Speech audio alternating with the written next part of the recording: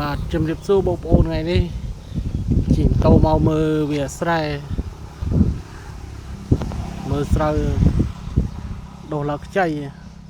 អត់មានទឹកភ្លៀងបងប្អូនមេឃរាំងចង់ងាប់ស្រូវអស់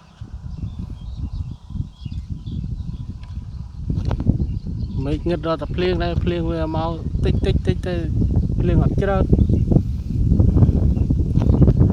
ជាថតឲ្យបងប្អូនមើលទៅមើលវាស្រែវាស្រូវ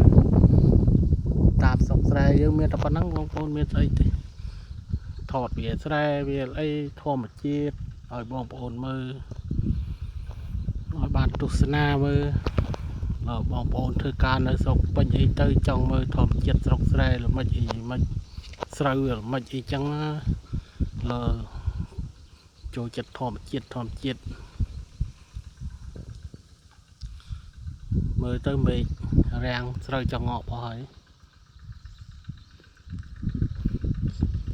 សូមបងប្អូនដៃថ្មីដៃចាស់ឲ្យសូមជួយចុច like ឲ្យម្នាក់មួយផងបងប្អូនខ្ញុំទំធ្វើដែរបងប្អូននេះមកផ្ញើជួយ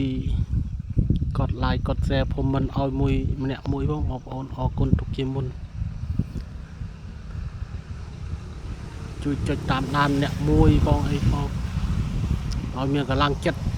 ថតវីដេអូឲ្យបងប្អូនមើលតាមវាស្រែអញ្ចឹងមើលធម្មជាតិស្រុកស្រែលោបងប្អូននៅពេញនៅអីអញ្ចឹងទៅកាត់ដេរទៅចង់ឃើញស្រុកស្រែវាល្មិចអីមិនអញ្ចឹងហើយចង់មើលស្រូវមើលអីអញ្ចឹងមើលទៅវាធម្មជាតិមើលមេឃរកតែភ្លៀងដែរវាមិនភ្លៀងតិចភ្លៀងមកមិនដល់ដកតាមស្រែផងភ្លៀងមករស់ស្មៅដុះ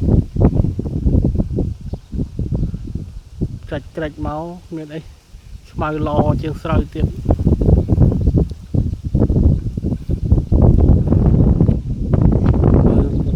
ភ្លៀងមកទឹកនៅតាមបន្លាយបន្ទីមានតាមបន្លាយនៅក្នុងស្រូវអត់មានទឹកអានេះថតតាមបន្លាយជិះតោដើរលេងថតធម្មជាតិឲ្យបងប្អូនបានទស្សនាមើលធម្មជាតិស្រុកស្រែយើងអស់ឡើងខ្ចី